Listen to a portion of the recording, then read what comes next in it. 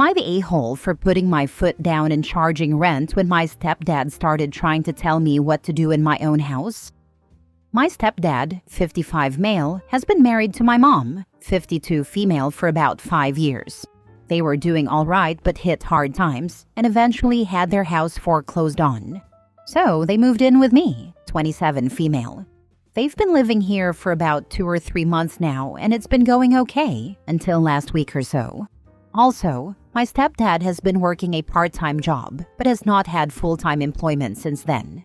Anyway, I feel like some of the issues started since I've been on vacation, which I have for 2 weeks. Sometime during the first few days, he saw me heading out and made some sort of comment regarding my outfit. He said the shorts were too short and that I should reconsider. We fought about it back and forth until I just decided to leave because I was tired of reasoning with him. He's been making a lot of these comments at various times and in different ways, like your skirt or shorts are too short, your belly is showing, etc. I've told him to stop, and he says okay, but then he starts up again. I can't say I understand why. I think the straw that broke the camel's back for me was when I had my boyfriend over. I've told my mom about it as well, and she said that she doesn't support it, but that this is a dispute he and I need to solve. My boyfriend stayed until maybe 10:30 to 11 p.m. and then left. My stepdad didn't say anything while he was here, but he emotionally imploded after he left. He said that it's wrong to have guys over that late and to be in my room with them alone. He said that we don't stand for these things in our house.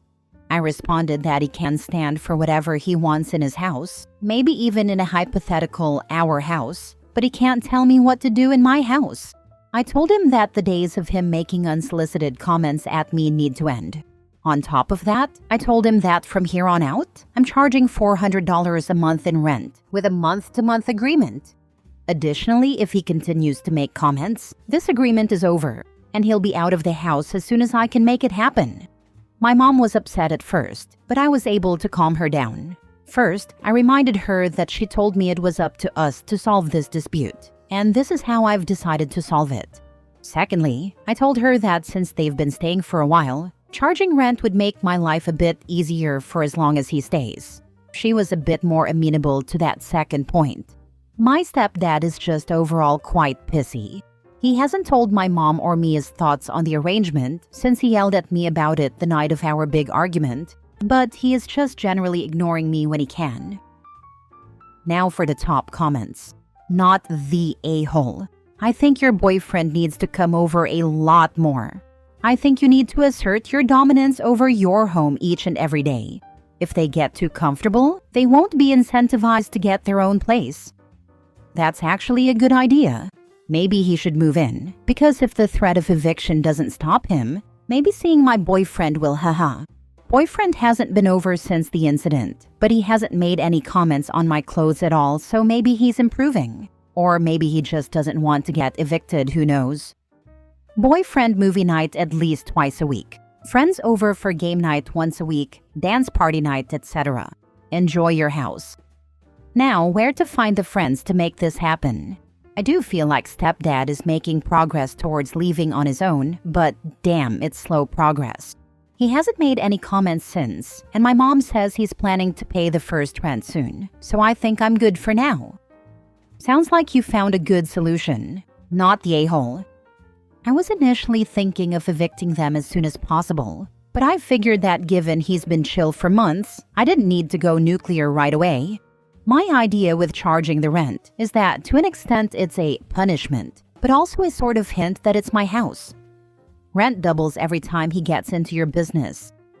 This is funny. I think I'll likely just evict if it continues to be a problem though. Next story. Am I the a-hole for refusing custody to my baby daddy after 3 years? We were together for 6 years. 3 years ago, when our child was just 3, he left us to get back with his first family. They were never married, but they had already been separated for 5 years before we met. I never met his first partner, only their kids, who seemed nice, at least when they needed something. He used to borrow money from me all the time, always claiming it was for his kids' school expenses or other urgent needs. I helped because I wanted to support him as a father. Later, I found out he had been teaching his kids to act polite with me, so he could ask for money more easily. I read their conversations on Messenger, where they talked negatively about me behind my back.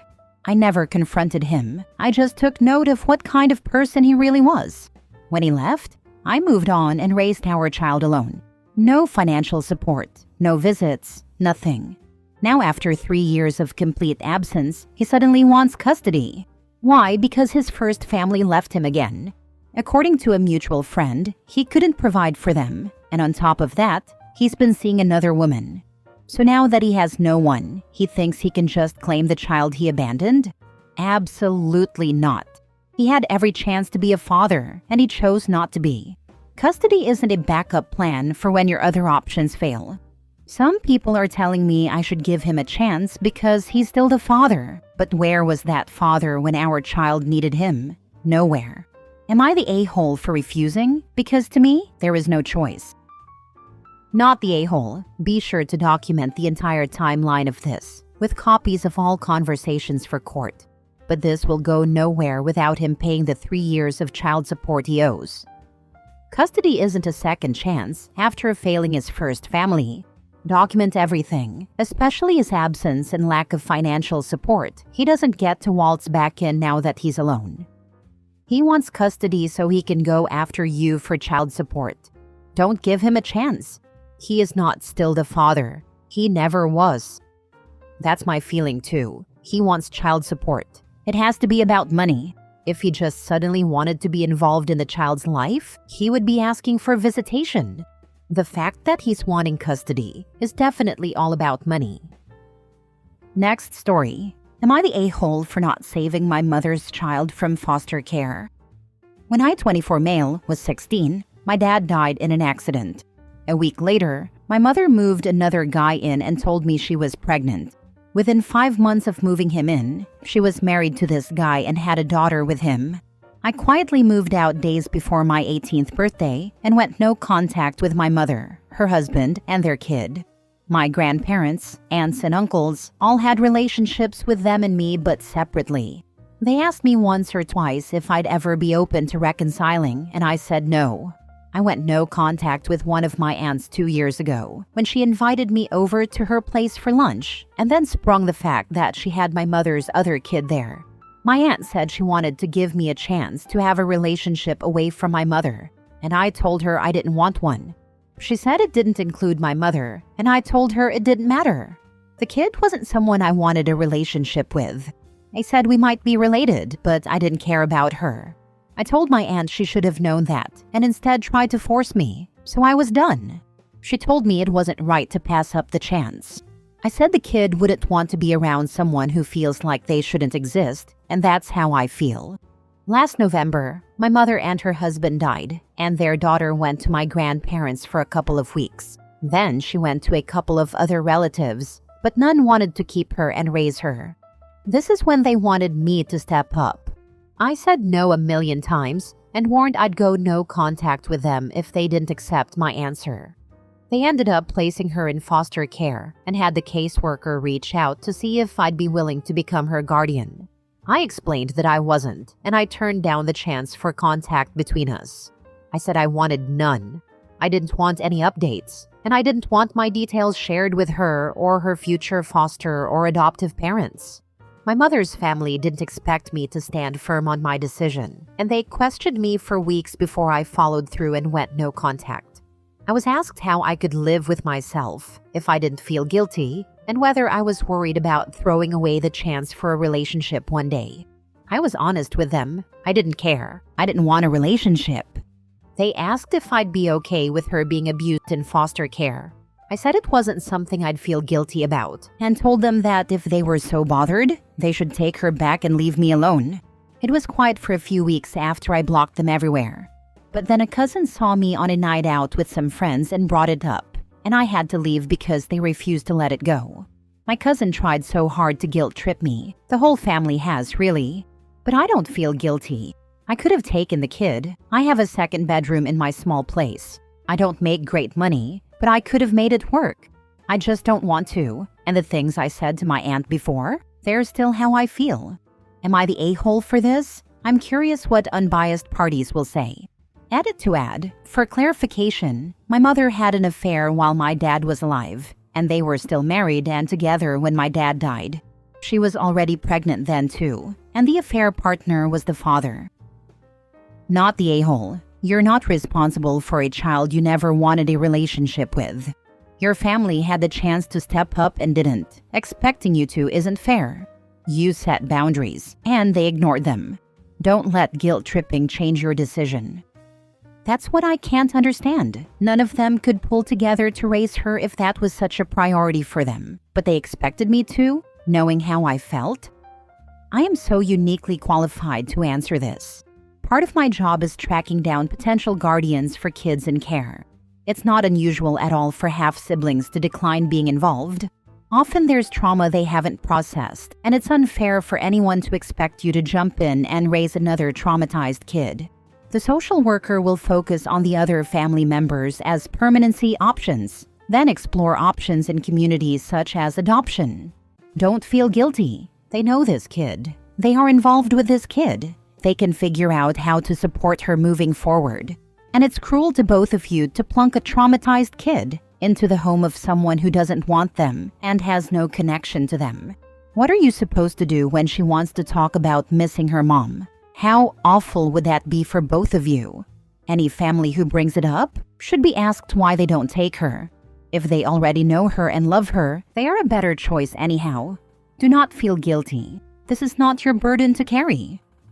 Not the a-hole. Your mother betrayed your father and you by having an affair and getting pregnant while still married. Then she moved the affair partner in 1 week after your dad died? Absolutely disgusting behavior. You don't owe this child anything.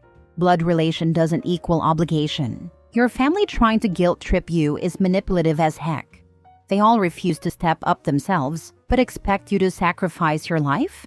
Your mental health matters too. Taking in someone you resent would be harmful for both of you.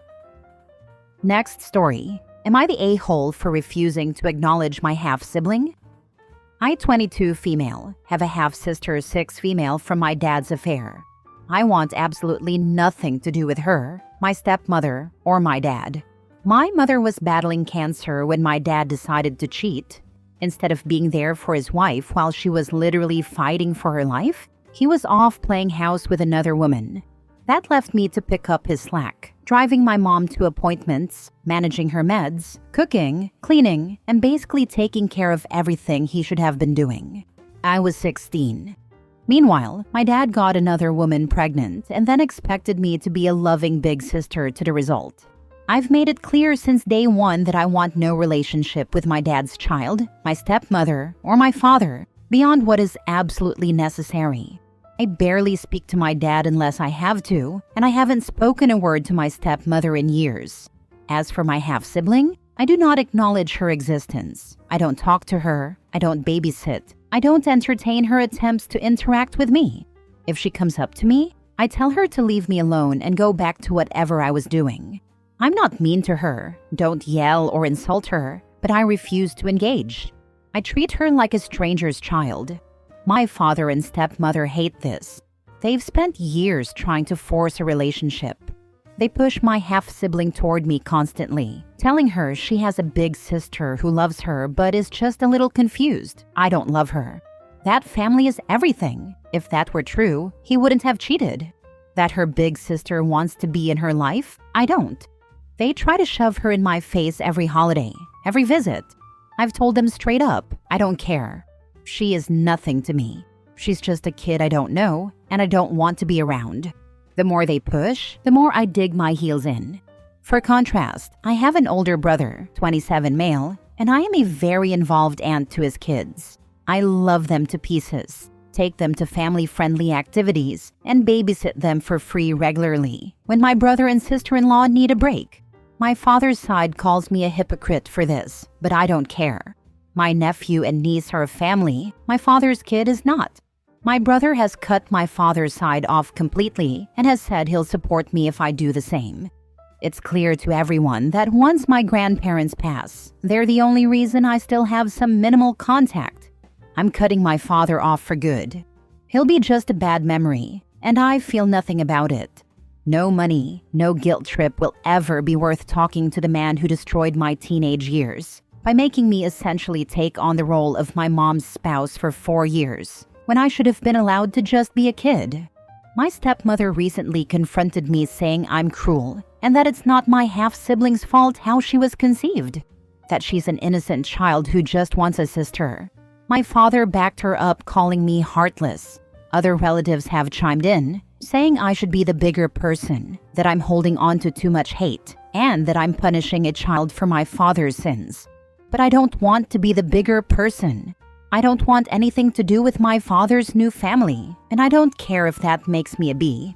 But I want to know if I'm an a-hole for this, if only because I want to have an outside perspective with no skin in the game. Am I the a-hole? Not the a-hole. The problem isn't with OP who has a right to her feelings. The problem is with the parents who are setting the child up to be rejected. They are trying to manipulate her to be the bad guy by sending the kid the innocent one just like OP. And they need to knock it off. They're damaging that one too. Idiots. If you don't want anything to do with them, then why do you still see them? My dad and his wife often drop by my grandparents' house with no announcement, and I still want to go to family parties and reunions with my grandparents. And he'll be there when I do. Last story. Am I the a-hole for not sharing the story behind why I grew up in foster care with my wife's family? I, 28 male, went into foster care when I was 5 and stayed in foster care until I turned 18. I don't share the story with people often because it's the start of a lot of deep-rooted trauma that I've spent 8 years working through. The people who know are my 2 closest friends and my wife, 27 female. Oh, and my therapist. But I don't fully count my therapist because I told them for the purpose of healing, not to be upfront with the closest people in my life. My wife's family, both immediate and extended, are close. She has 2 living parents who've been married for 40 years, and she's the second youngest of 6. She has sisters and brothers-in-law, nieces and nephews. Her aunts, uncles, and cousins are regularly part of get-togethers, and I know them all pretty well. But I have never shared the truth with them. They're curious, and I've been asked questions about my past. I answer them with a public version, as I call it, that I went into the system at 5, never had contact with my biological family again, and that I feel it's for the best. They've also asked questions about finding them again and why I don't reach out. A part of why I never tell the full story is that one of my more immediate relatives was a child themselves when I was placed in the system, or a younger teen to be more specific. I know there will be questions about why I don't try to get in touch with them. Plus, I feel like it will lead to encouragement to search for people I've never met, and I'm simply not interested. My wife agrees that her family would probably push for it and wouldn't be able to understand my refusal, and she supports my decision to say nothing. But some of her family are unhappy about being kept in the dark. It's come up a few times, and my wife shuts it down, telling them it's not something they need to know. But I know the conflict will increase over time because of this, and I feel bad about it, especially since I get along well with everyone outside of this issue. So tell me, am I the a-hole or not? Not the a-hole. They need to mind their own business. Why you grew up the way you did, and the trauma around it, is none of their concern. Why are they so hung up on figuring it out? I think there's a mix of curiosity and wanting to play the hero. In my experience, that's why people push so much anyway. They want to be the ones to help me reunite with people. I had a social worker like that for a few months. It was hell.